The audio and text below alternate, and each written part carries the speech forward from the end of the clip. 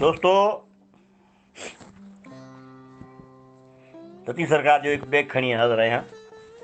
साईं फरमायो, मुंह मंझे ई वीह को करींदुसि ककरे, सरलो सारो ॾींहुं मुंह पिरियां जो न लहे।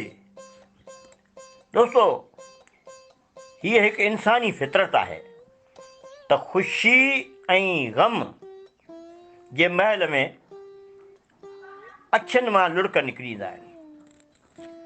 पर असां ॾिठो आहे त आसमान में जॾहिं झुड़ थींदो आहे त पोइ गोड़ ऐं खिवणियुनि सां मींहं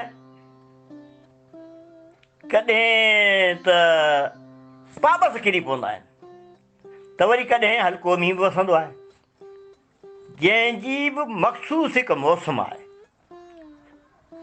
सॼे साल त मींहं बि कोन था पवनि, पर साईं लतीफ़ साईं जिन चवनि था त जिन ते इश्क ऐं मोहबत ऐं प्रेम जा झुड़ आहिनि, उहे त उन्हनि तां लहनि कोन था। ॼण लतीफ़ चवंदो हुजे त मुंहिंजे अंदर में त मुंहिंजे महबूब जे यादनि जी बरसाति आहे जा खुटे ई कोन थी।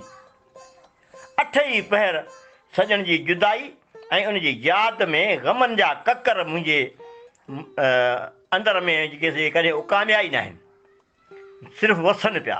मुंहिंजे अखिड़ियुनि मां उन जेको लुड़क था निकिरनि, उहो मुंहिंजे अंदर में जेको ककर आहिनि, मुंहिंजे पंहिंजे उन्हनि महबूबनि जे यादि जा, उहे कॾहिं उकामनि ई कोन था। उन्हनि जो ग़म मुंहिंजे मन तां जीअं सरलो हूंदो आहे, तीअं उन्हनि ग़मनि जहिड़ो जेको सरलो लही कोन थो। हिते हिकु लफ़्ज़ मूं इस्तेमालु कयो आहे, पाबस। इहो असां वटि थर में आम मुरवज लफ़्ज़ आहे त जॾहिं तमामु घणो घाटो या तेज़ मींहुं वसंदो आहे ऐं तल तरायूं भरिजी वञिया आहिनि, त चवंदा आहिनि अदा मींहं जा पाबस किरी पिया आहिनि, हाणे त गाह जाम थी पवंदा, अंछर थी पवंदा गाह जा। अंछर बि शायदि ग्रामर में न हुजे, पर पाबस त मूं ॾिठो आहे त ग्रामर में कोन्हे, पर असां वटि इहो आम मुरवज लफ़्ज़ आहे।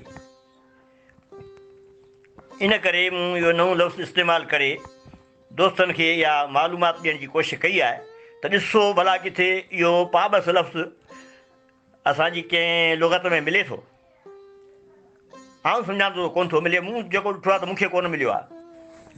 सो ही अञा ॿोलीअ में इलाही सारा अहिड़ा लफ़्ज़ पिया आहिनि असां वटि, मुरवज लफ़्ज़ जेके लिखत में या ॿोलीअ में या लुग़त में न आहिनि आया।